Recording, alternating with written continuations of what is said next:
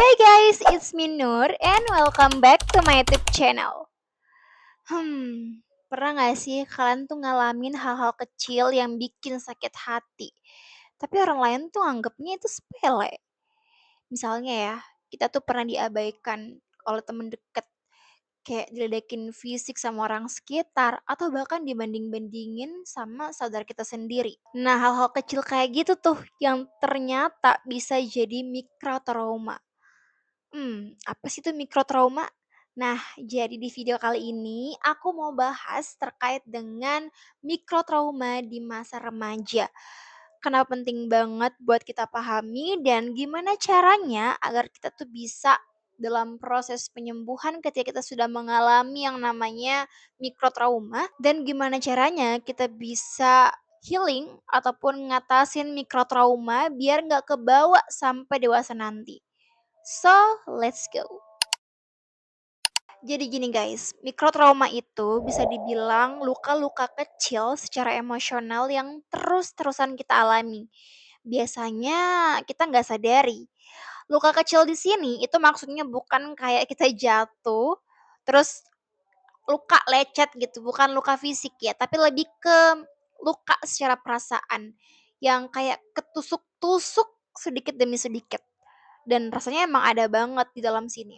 Nah, biasanya ini datang dari entah omongan orang yang bikin nyakitin, sikap temen, atau bahkan perlakuan-perlakuan yang mungkin aja ya kelihatannya tuh sepele, tapi kalau kejadiannya terus-menerus, ini ternyata juga bisa bikin hati kita sakit. Bedanya sama trauma yang besar, mikrotrauma ini sering datang dari hal-hal di kehidupan kita sehari-hari ternyata.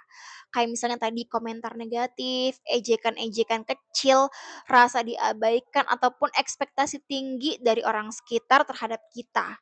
Menurut literatur psikologi, mikrotrauma ini memang sering terjadi di usia remaja karena ya ini di fasenya mereka masa pencarian jati diri. Erik Erikson pun seorang tokoh psikologi perkembangan bilang kalau di masa remaja itu ada di tahap identity vs role confusion di mana kita lagi sibuk tuh untuk nyari tahu identitas kita. Seperti misalnya aku tuh siapa, apa nilai diri aku yang sebenarnya dan lain-lain. Nah, bayangin aja kalau misalnya di fase sepenting ini kita tuh sering kena kritik, diremehkan, atau bahkan dibanding-bandingin. Luka kecil itu bisa menempel dan memengaruhi konsep diri kita di kemudian hari. Misal kamu sering banget dibanding-bandingin sama saudara ataupun tetangga misalnya. Dibilangin kalau kamu tuh nggak sehebat dia ya, kamu tuh nggak sepintar dia ya. Atau teman yang sering nyeletuk, "Ih kok kamu tuh udah beda banget ya sekarang, makin gendutan ya," atau kayak, "Ih kok makin kurus." Ya pokoknya ngatain-ngatain hal-hal yang menyangkut fisik lah misalnya. Walau mungkin aja pada saat itu kita menganggap bahwa, "Oh itu lelucon doang kok." Ya kita ketawa aja kan pada saat itu. Tapi sebenarnya jauh di dalam hati pasti kita akan ngerasain sakit juga kan. Nah guys, kalau hal ini terus-terusan diulang, lama-lama ini akan bikin kita tuh overthinking, minder ataupun gak percaya diri, cemas, bahkan depresi. Makanya mikrotrauma ini walaupun kecil penting banget untuk kita sadari. Nah, kalau mikrotrauma ini terus dibiarkan, perubahannya itu perlahan-lahan akan nempel dan memengaruhi banyak banget sisi hidup kita. Bukan cuman kayak perasaan sedih yang bentar doang terus hilang ya guys. Ini tuh bisa muncul sebagai pola pikir, kebiasaan, dan juga reaksi yang berulang-ulang. Nah, dampaknya buat diri sendiri. Yang pertama, turunnya rasa percaya diri ataupun self-esteem. Kalau kita terus-terusan dikritik, dibanding-bandingkan, ataupun diremehkan, meskipun ya konteksnya cuma bercanda, pikiran kita tuh akan mulai percaya bahwa itu emang bener gitu. Kalau emang ada yang salah nih dengan diri sendiri. Pada akhirnya muncullah keyakinan negatif seperti, "Oh iya kayaknya aku emang gak cukup baik deh, kayaknya aku emang gak pinter deh, aku emang jelek deh, atau aku gak layak deh." Kita mulai membenarkan semua perkataan-perkataan itu. Adanya distorsi kognitif. Dan bentuk nyatanya kita akan cenderung suka menyalahkan diri sendiri, ragu untuk mendaftar sesuatu karena takut gagal misalnya, atau sering banget minta validasi dari orang luar. Yang kedua, gangguan hubungan sosial. Mikrotrauma itu bisa membuat kita susah banget percaya sama orang karena takut diabaikan lagi. Sebenarnya guys, ada 2 reaksi yang kerap terjadi. Yang pertama, kita bisa menarik diri nih, kita bisa mengisolasi diri sendiri. Kita menghindari pertemanan karena ya itu tadi kan, kita takut terluka lagi. Nah yang kedua, jadi terlalu pengertian ataupun people pleasure. Kita selalu ingin menyenangkan orang lain dengan mengorbankan diri sendiri. Kita selalu bilang iya ataupun nggak berani nolak karena takut dijauhin ataupun takut diasingkan. Nah, BTW aku udah bahas terkait dengan people pleasure.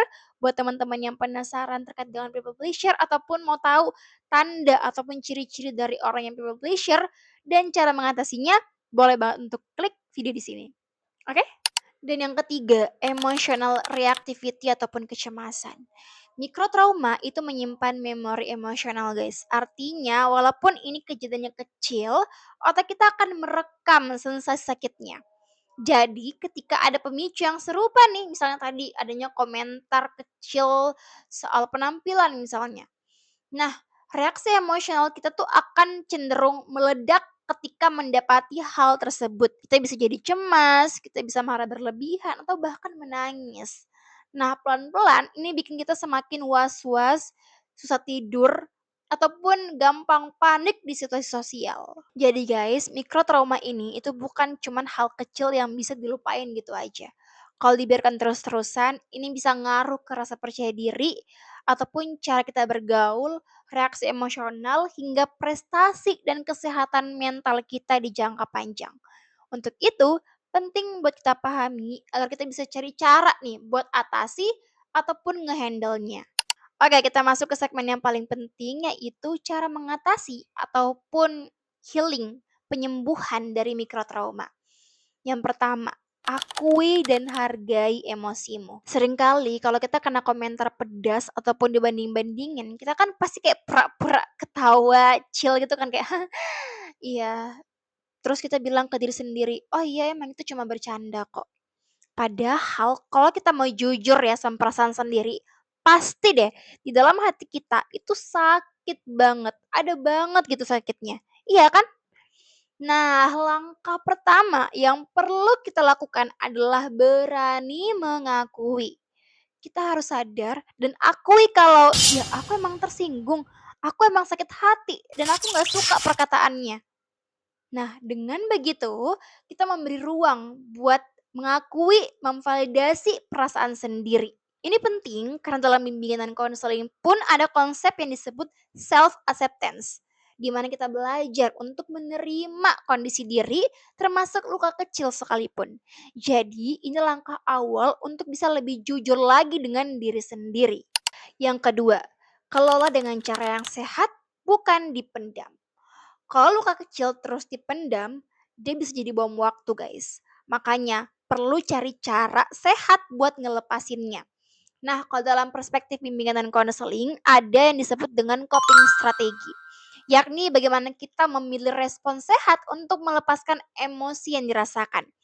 Ada banyak opsi simple sebenarnya yang bisa kita lakukan, seperti journaling, curhat ke sahabat yang bisa kita percaya, atau bahkan melakukan aktivitas kreatif kayak misalnya gambar, main musik, dengerin lagu, olahraga ringan, ataupun ngelakuin hal-hal hobi yang kalian suka.